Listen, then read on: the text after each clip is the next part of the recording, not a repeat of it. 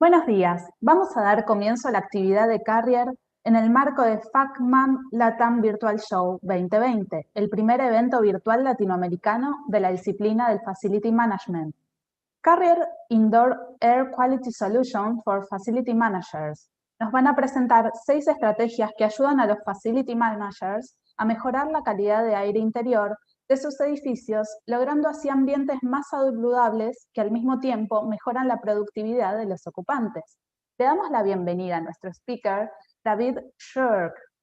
We're glad to be here with David. Hello, David.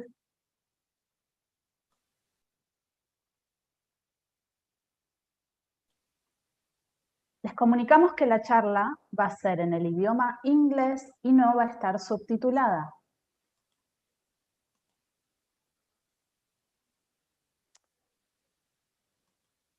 Welcome, David. Hello, can you hear me? Yes, I'm here. All right, let me get my screen shared here and we will... Okay. I do not seem, there we go. Now I think we're going. Do you see my screen? Yes, I see. Wonderful, and hopefully in a moment you will have my full slide presentation. Are we good? We're good. You can see me, you can hear me, here we go. Welcome, and I want to let you know what a pleasure it is to be with you here this morning, or whatever time it is where you are joining us from. I have the distinct honor of being a part of your organization's presentation today, and we are going to be talking about indoor air quality solutions for facilities managers. Real quickly, that's me. I have almost 40 years of experience in the HVAC industry, of which most of my time was spent working for 3 different large worldwide HVAC equipment manufacturers. And as of the last 8 weeks or so, I am an employee of Global Plasma Solutions, the needlepoint bipolar ionization manufacturer that we will be talking about from a technology platform this morning. But that being said, I have about 13 years experience specifically with this technology in healthcare and hospital applications. So again, it's a distinct honor to be with you here today and to have the opportunity to visit with you about this particular technology. And I start the presentation with this slide, and I did not pick it haphazardly. It has a real meaning behind it. And what we see here is a young lady sitting in a room, and she's holding her hand up to a sunbeam of light coming through the window. And in that sunbeam, she is seeing for the first time all the stuff that's in the air that she is breathing. And she's thinking to herself, my gosh, I've never seen that before. I never knew it was there before. I wonder how bad that might be for my health. And when we stop and consider that we breathe almost 400 cubic feet of air each day, and we spend about 90% of our time indoors, and that for every cubic foot of air in an environment similar to this, an office building, a school, a restaurant, whatever it might be, there are some 18 to 20 million particles in that cubic foot of air. It's a little bit scary. And she's realizing that, and she's seeing that for the first time. And understanding that what you are seeing is actually what can be seen in that sunbeam. You wouldn't see it unless you illuminate it. Once you light it up, you can see that it's there. But the vast majority of particles actually in the air cannot be seen. They cannot be counted with a traditional particle counter, and they typically cannot be moved from the space. They stay there indefinitely because they are so small. It's almost impossible to influence them with air motion alone. So what we are going to be talking about is a technology that can clean that sunbeam. It can get rid of the stuff in the air, whether we see it or whether we can't, whether we can move it or whether it's harder to move. We're going to get rid of everything in that air beam, in that sunbeam, at least as much as we can, to create more of a clean room type environment. And I'll talk about that in the slides that follow. One of my friends said to me, I think, a very profound statement, and I'll read it to you here. He said, after 8 months, every citizen has become an expert on asepsis measures.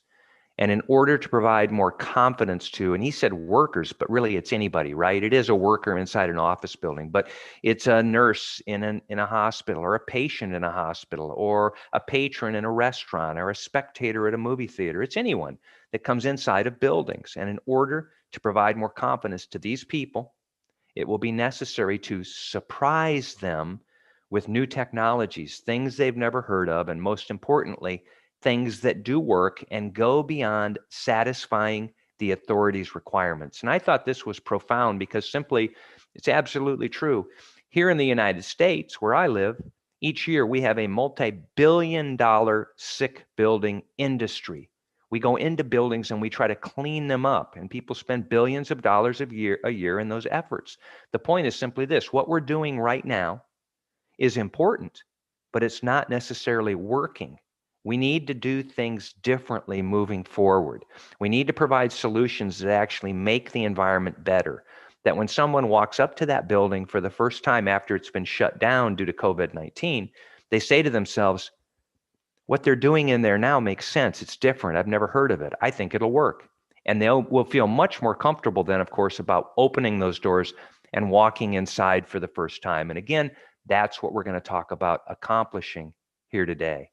And I truly believe it's a very important understanding that what we need to do is balance the HVAC system approach. And by that, what I mean is that ventilation is important. The amount of outdoor air that I bring in to dilute the pollutants in the space and the number of air exchanges that I provide to the space to flush it. It's very important. Filtration. Here in the United States, we go by MERV rating. The higher the MERV rating, the higher the efficiency of the filter, the smaller particles it will extract, and the more particles it will extract, assuming the particles can get back to the filter. That's one of the problems. And a humidification is important, that 40 to 60% sweet spot that is best for us from a human perspective, the physiological response that our bodies have in a little bit higher humidities. And as well, the higher humidities seem to have a profound impact on the virulence or the infectivity in the lifetime of various respiratory viruses. So 40 to 60% has been identified as being optimum. And then bundling advanced IAQ technologies, like I show in the lower right-hand corner of this slide, that will make each one of these independently or bundled together more effective, so that we can actually whittle away at cleaning that sunbeam of all the stuff that's in the air, that's been there and is there every day that we're in those environments breathing that air. We will talk about that.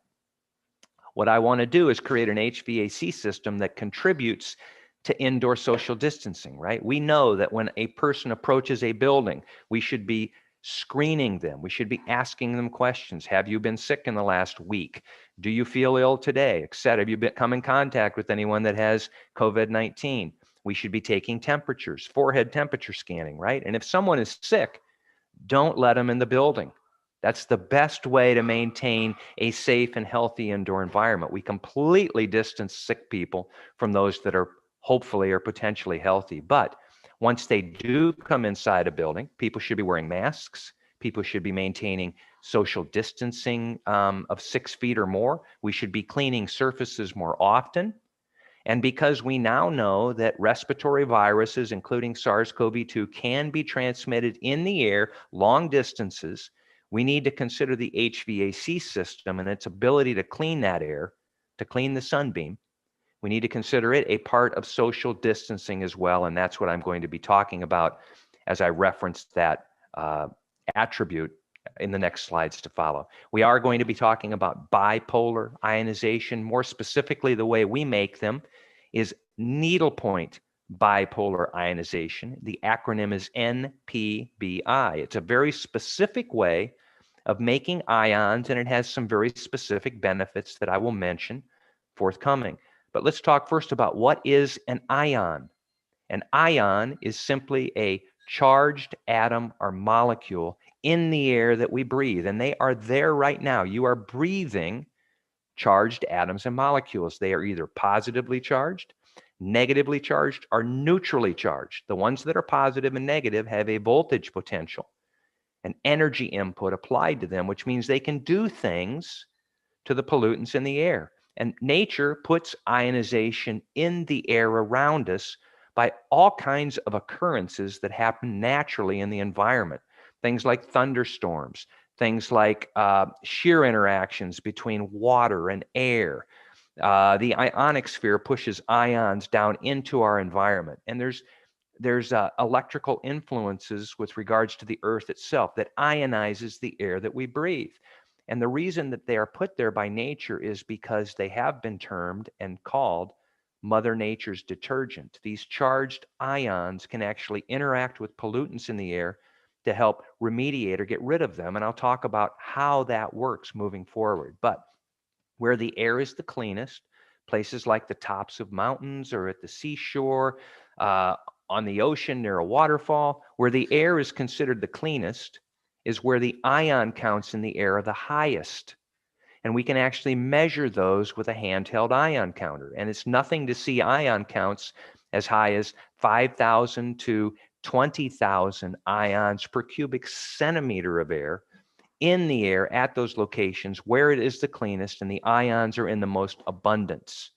And as we work our way inland into more urban environments, into more polluted cities, as those ions follow, they are depreciated, are depleted, while they work to clean the air. And when we get into urban environments, particularly inside of buildings where the air is profoundly dirtier than it is outdoors, the ion counts may be as low as 100 to 200 ions per cubic centimeter. So I went from a level of, say, 5,000 down to a level of perhaps 100. And the reason for that is simply those ions have been depleted as they work their way inland and as they try to help maintain clean and healthy air for us to breathe. What I do with needlepoint bipolar ionization inside a building is simply charge the atoms and molecules within the air of the building to bring the ion level up to a more consistent level and count with the air outside where the air is the cleanest, those locations that I mentioned, the top of a mountain and the seashore, for example. So that's all ionization is. We artificially charge the indoor air with a higher level of ionization so that the indoor air has a chance to help remediate and deplete the pollutants that we are creating inside those environments. It's very, very simple. It's a very simple concept. And there are multiple locations that the ionization equipment can be located. For example, I show a building on the left-hand side, and you can see I can start with the HVAC system up on the roof, and I can add ionization devices anywhere I want in that system in order to get the ions delivered to the space in order to be able to keep the air cleaner. One of the best locations is shown over here on the right-hand side. Carriers come out with what they call their OptiClean. It is a portable HEPA filtration unit. HEPA stands for high efficiency particulate arrestance filtration. It's 99.997% efficient. We can add ionization technology to that in the device that will actually impart ions directly into the air where people are. And that is probably one of the most optimized locations for ionization inside the building. But the point is simply, as you can see from the diagram on the left, there is hardly any building, regardless of the application, whether it be a hospital or a school or an office or a theater or a stadium or even a home. There's hardly a location or a type of system that we can't apply this technology to create ionization in the space. If you remember the acronym POPE, P-O-P-E, it will remind you of what it is we do. And I will talk about each of these in greater detail, but let's talk about what those acronyms stand for. The first P is for particle reduction, cleaning the sunbeam, getting the stuff that's in the sunbeam, whether we can see it or not, out of the air once and for all so that we don't breathe it. That's very important. Odor control. Smells, odors, volatile organic compounds, molecules that are held together with an electrical potential. It's actually atoms that are held together to create molecules. There's certain ones we don't want in the air that we're breathing. Formaldehyde is a great example. Needlepoint bipolar ionization can break those molecules apart, and I will talk about that in some detail in a slide to follow. In addition, the second P is for pathogen control. I can inactivate viruses, certain ones, and I can kill living pathogens, bacteria and molds and things of that nature. I will demonstrate that as well in a slide to follow. And then the E on the tail end of POPE stands for energy savings. We don't talk much about that anymore right now.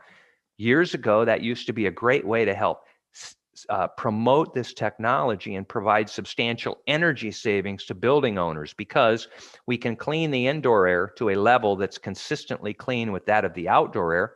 Therefore, ASHRAE tells us we can dial down the amount of outdoor air that we bring in and increase the amount of return air.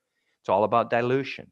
Doesn't matter where the clean air comes from. If I can clean the space air to a level consistently as good as that of the outdoor air, then I can use less outdoor air and more return air and garner substantial energy savings because I may not have to heat or cool or humidify or dehumidify that air. I'm not going to talk more about that other than right here. But it is an important thing to remember. And someday, when we go back to more traditional modes of operation within our buildings, that may be something to consider doing to help garner additional energy savings and cost savings with this particular technology. And we do have a list of some 250,000 satisfied installations across the country. This was about 6 months ago. Right now, I think this number is probably 150,000 satisfied installations. And I don't know if you recognize any of the names on this list or not, but you might recognize the White House. That's one of our more predominant installations that we've done, along with places like Harvard University and Google and some I've actually done, Methodist Houston Hospital and Boston Children's Hospital and Johns Hopkins Medicine, locations like that. So if you're interested in customer lists or testimonials, we have those available too on this technology. One thing that's very important to remember, regardless of what indoor air quality technology you bring into your building, if it is electrically powered, you need to make sure that it does not produce ozone, O3, as an unintentional byproduct of its operation. Ozone is considered a toxic gas. It is a respiratory irritant. It is not something that we should be exposed to, particularly inside buildings. And most electronic devices do emit ozone, and there are many air cleaning technologies that emit a substantial amount of ozone into the environment. You just don't know it. So ASHRAE, the American Society for Heating, Refrigeration, and Air Conditioning Engineers, has considered this to be so important and critical that they have come out in their standard 62.1 ventilation for acceptable indoor air quality with section 5.7.1 over here on the right-hand side that simply says very straightforwardly that any air cleaning device that's electrically powered shall be listed and labeled in accordance with Underwriters Laboratory 2998. UL 2998 is a test standard where a manufacturer ships the product to them. They put it in an ozone chamber, they run it for an extended period of time, and they then monitor the amount of ozone that is produced. And as long as that product produces less than 5 parts per billion, which is very, very, very low, almost undetectable, it is considered validated, it is awarded a seal, and that seal states that it is a zero ozone producing device. It's very important that you make sure, regardless of the technology you put into your building, whatever it is, UVC lights, photocatalytic oxidation, electrostatic air filters, needlepoint bipolar ionization, other bipolar ionization devices, that you vet and make sure they do not produce ozone. Needlepoint bipolar ionization does not. It is validated to the UL 2998 standard for zero ozone production. Now let's talk a little bit about some of the attributes that these charged atoms and molecules have and the benefit that they can provide. Now, remember, I said that I'm imparting an artificial charge, either positive or negative, bipolar ionization to those atoms and molecules that flow through my device. And in doing that, what I've actually created are tiny magnets. We know that a positive magnet will attract a negatively charged magnet. We know a negatively charged magnet will attach and adhere to a positively charged magnet. So what I do is I send my tiny ionized magnets out into the space, and they intermix with the other particles in the air, in the space, that also have a charge. And the positive ions are attracted to the negatively charged particles. The negatively charged ions are attracted to the positively charged particles, and they continue to clink or clump or agglomerate to where the very small particles now become bigger through electrostatic attraction. And because they become bigger, I can actually move them. They can't hang around in the air indefinitely because they are now large enough to move with airflow. And because they are larger and I can move them, I can exhaust them. And because they are larger, when they hit a filter, the filter is more efficient at extracting them from the airstream. And it's important to understand that everything in the air we breathe is either a particle or a gas or a molecule of some type. The particles, regardless, which include viral materials, have a charge to them.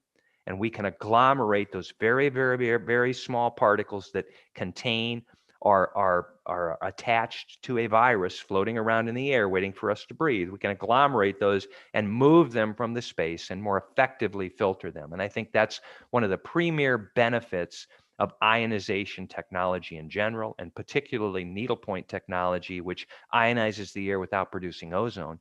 It's that we are using this as it has been used in the past in clean rooms, industrial clean rooms, pharmaceutical clean rooms, semiconductor clean rooms, healthcare and food processing clean rooms. We are creating commercial environments that are more representative of very, very, very clean industrial environments that have been around forever. And it's a very simple utilization of this technology.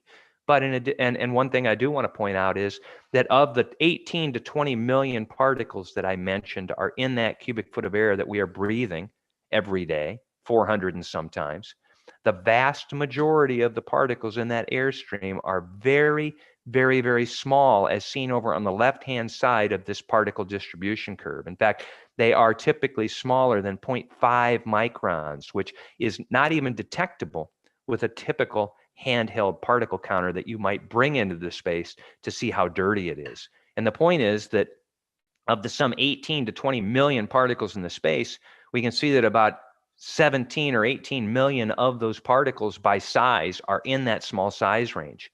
The bigger stuff isn't there, as we can see by count. It's big enough to move, it's big enough to filter, it's big enough to fall out onto a surface as a dust particle. The small ones are the ones that remain in the air. The small ones are the ones that can contain or have attached to them viral material that can infect us if we breathe it. And they're so small, they hang around. They don't leave the air. What we do with ionization is simply agglomerate the small ones, make them bigger, and move them from the left-hand side of the curve over to the right-hand side of the curve. And we get rid of them once and for all. That's an important attribute of the technology. In addition to that, I mentioned that because we have imparted an energy potential to the air that we have ionized, we can break apart volatile organic compounds, are molecules that are held together electrically. So for example, ammonia is just a byproduct of us as human beings. It is its body odor. Formaldehyde, of course, is another molecule of concern. It's in most building construction materials and furnishings, and it off gases into the environment, and we breathe it indoors. It is carcinogenic. It can create cancer. It is something we do not want there. In addition to those two molecules, or those volatile organic compounds, or VOCs, and some 520 others, I can interact with those VOCs with the air that I've ionized and literally break them apart into their individual constituents, which then typically regroup in the atmosphere and the air we're breathing to a more desirable and prevalent gas, such as nitrogen or H2O or carbon dioxide or something of that nature. So I take something I don't want in the air, I break it apart into something that's much less objectionable, much more healthy for us to breathe. And that's an attribute of this technology as well. Let's talk about a virus. Let's talk about the ability of needlepoint bipolar ionization to actually inactivate viral material. And when I talk about a virus, I say that I inactivate it with this technology simply because I don't like to say I kill it. Viruses are not considered a living organism or a microorganism. They require a human host or some type of a host to attach themselves to and then infect. So for example, we breathe the virion SARS-CoV-2 into our respiratory system. It gets deep into our lungs, and you'll notice these little receptors or tentacles. They actually attach to our lung cells, and then the virus infects our cells and takes them over and either makes us sick or kills us. So the anatomy of this virus is pretty simple. It consists of an RNA material, which is its genetic makeup. That's what makes us sick. It is typically encased in some type of a lipid membrane or a fatty material that contains various proteins. And then these, what I call binding sites, are also a protein material. What we know is that SARS-CoV-2 viral material has a net positive charge. Now I want you to think tiny magnets again. What my negative ions do that I've imparted to the airstream is they will come in contact with the viral material. A chemical reaction will occur on the surface of that virus itself, and it will actually break down the proteins in the surface and disrupt the RNA material. It will also disrupt the proteins in the binding site receptors and make that virus incapable of infectivity. And that's the way that it works with regards to the technology itself. And needlepoint bipolar ionization specifically has testing on various pathogens or viruses of concern that have been based on third-party laboratory testing. And most recently, as of about June of this year, we are one of, in fact, the only HVAC IAQ technology to have actually gotten hold of SARS-CoV-2 viral material. And we can claim conclusively efficacy in inactivating that particular virus. There are others, as well as us, that have tested on human coronavirus 299E. And when you hear those other manufacturers talking about their ability to inactivate COVID or a coronavirus, they are talking about the strain 299E or CoV1. It is not CoV2. CoV2 is a mutation of SARS-CoV-1. If your concern is specifically SARS-CoV-2, a manufacturer has to test for it, and that is the only time that they can say they can conclusively kill it with those laboratory results in hand. We have been found conclusively to be able to inactivate SARS-CoV-2 viral material in laboratory test studies. Just want to bring that to your attention. As well, in a similar fashion to the way that we inactivate a virus, which is non-living, we can kill living pathogens such as bacteria or mold or fungus. And I consider them living, and others do as well, because they can replicate or reproduce on their own without a host to attach themselves to. So I can kill it. And let's take a look, for example, at a very simple experiment where we demonstrate the ability of needlepoint bipolar ionization technology to kill or influence the reproductivity of mold. And what we have here are basically two jars that have been emptied. In each jar, we have put a piece of bread and a small cup of water. And you know what we're going to do here, right? This is a very simple grade school science experiment where we're going to try to grow mold on bread. But you'll notice the jar on the right has been sealed, and in addition to that, needlepoint bipolar ionization technology has been imparted into the air in the environment with the bread on the right-hand side. And I'm going to show you a time-lapse, some time-lapse photography that covers about a 7-day period. And I ask you to keep your eyes on the jar with the bread on the left-hand side and watch what happens to that bread over that 7-day period. We knew it would happen. Obviously, it grew mold in similar fashion to what cooling coils and HVAC systems grow inside them when we're not there and we can't see it. You'll notice as well the jar on the right that was ionized with needlepoint bipolar ionization technology did not grow mold. It's a testament to the ability of this product and the technology to kill living pathogens, and it's a visual demonstration that I think is very profound and compelling. Real quickly, I want to talk about how our system works and how it plugs into a building. On the left-hand side, we have a space, and this could be a space in any building, but let's assume it's an office environment or a school environment for right now. And tied to that on the right-hand side, of course, is some type of an HVAC system that consists of ductwork and filters, heating and cooling, and hopefully humidification devices. Some type of a advanced IAQ technology has been installed inside the HVAC system. In this case, it's needlepoint bipolar ionization, more ductwork and a fan. And of course, what I typically do is pull air from the space. I attempt to filter it if I can get the stuff from the space back to the filter. I heat it, I cool it, I humidify it, and then I try to clean that air up even better with that advanced indoor air quality technology, and then I provide that conditioned and cleaned air back to the space. So here's specifically how needlepoint bipolar ionization works. I impart an artificial charge of ionization to the airstream, which then goes out in the space and starts actively treating the issues of concern in the space. I reach out from the HVAC system and I start inactivating viruses, and I start killing pathogens, and I start breaking apart volatile organic compounds in the air that I'm breathing. And I agglomerate those and make them bigger along with all the other stuff in the air, including allergens and smokes and odors and dust and all kinds of particulate. And I'm inactivating and I'm agglomerating. And then what I do is I move that stuff back from the environment, the breathing zone of the environment, to a filter, and I extract it. So I'm doing two things. I'm reaching out and actively working to inactivate and kill and remediate the issues of concern in the space. And then I'm pulling it back to the HVAC system and getting it out of the air once and for all. And let's be honest, if it isn't in the air, it doesn't matter what it is, living or otherwise. It doesn't matter if it's a virus or a pathogen or an allergen or a smoke particle. If it isn't in the air, I can't breathe it. And so what we are effectively doing is cleaning the sunbeam. We're getting rid of as much of the particulate that's in the air, the stuff we can see and the stuff we can't see, the stuff we can count and the stuff we can't count.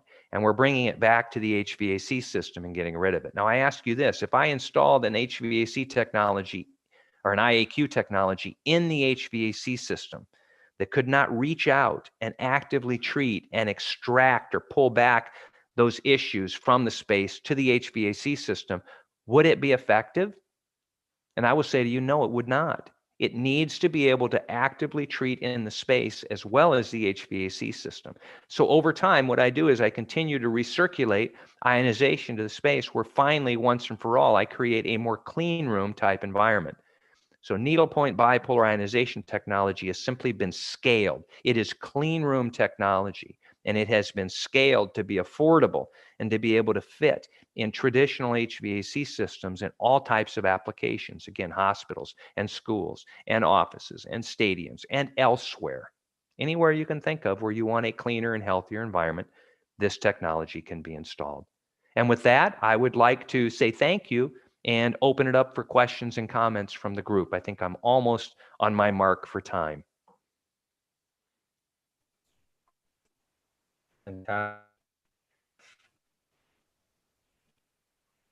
And there is no question now at the moment.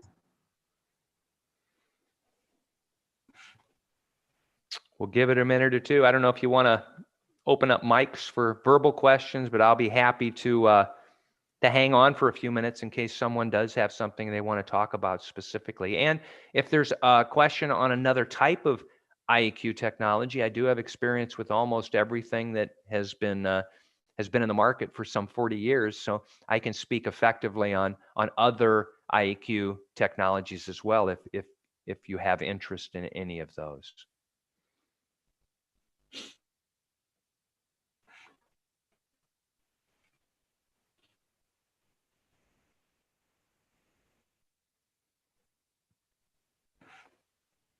So Dave, while someone decides to move forward and ask a question, let me ask you a general question that we typically get in this type of presentation, and it has to do with I don't hear you. Just so you know, you went dead.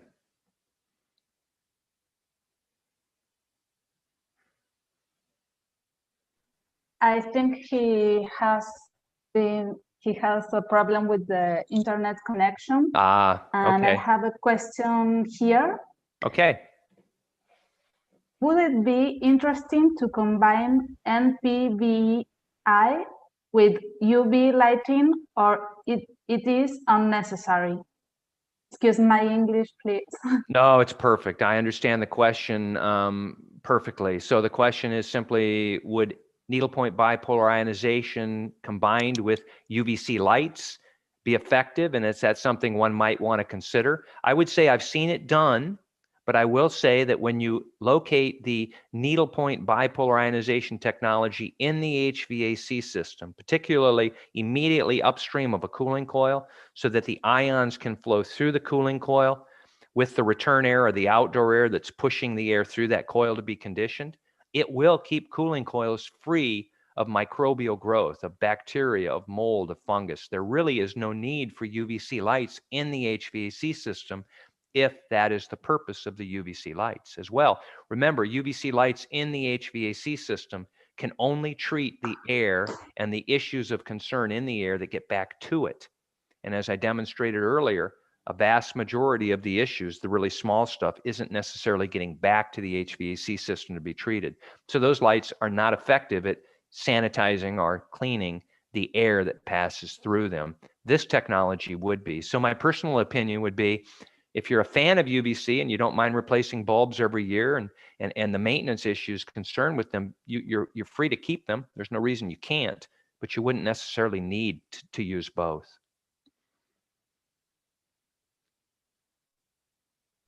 Okay, thanks. I think Ricardo is going to make an ask too. Great. We'll see if he can get back in. Okay. I'm here. Can you hear me? We can. Yes. Perfect. I think I lost you there. I got disconnected for a couple of seconds, but I just had a general question that we typically get in this kind of event, and it has to do with, like the different presentations of the product to better understand if it could be deployed in, any type of HVAC system, or if there's any existing HVAC system in which we cannot deploy this technology. The only HVAC systems where you could not employ it, at least from my personal experience, is one where you do not have a way of moving air. So in other words, there are, in certain areas of the world, there are hot water or steam boiler systems that provide heat to radiators. And these radiators just sit in the room. They do not move air. The heat is just emitted or transferred from the radiators into the environment. In a scenario like that, though, what you could do is wheel in one of these carrier OptiCleans to provide air movement, to provide filtration, and then equip that unit with needlepoint bipolar ionization as well, so that you are ionizing the environment. You are actively working to remediate the issues of concern in the space while agglomerating and then bringing them back to a HEPA filter that's 99.997% efficient at extracting them from the airstream. And quite honestly, in an environment or an application like that, that's probably the best system you could hope for or ask for. Great.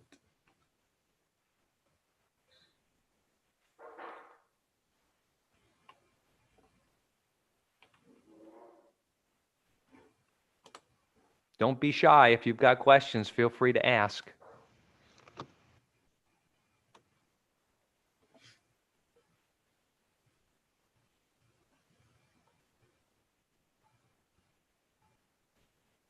That's it.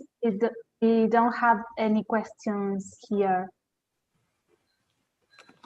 Bueno, a la audiencia los invitamos, si tienen alguna pregunta más adelante, tenemos en el booth de Carrier, nos pueden buscar, nos pueden contactar, sea por medio de un chat o por una solicitud de reunión. Estamos a sus órdenes, todo el equipo de Carrier, con David Shirk y con todo el apoyo de nuestro grupo de ingeniería para atender cualquier inquietud que se les pueda ocurrir durante el evento. Muchas gracias a todo el equipo de organización. Y visítenos en nuestro booth virtual de Carrier. Muchas gracias a todos. Thank you, Dave. Thank you so much. I enjoyed it. Hope we can do it again. Take care. Thank you. Bueno, muchas gracias. Le damos la despedida a David Shirk de lo que es la empresa Carrier. Los invitamos a que se acerquen al stand con cualquier tipo de dudas y consultas. Y los esperamos para la nueva charla. Muchas gracias a todos. Thank you very much, David. Thank you. You were a wonderful host and a great audience. Thank you very much. Thanks. Bye.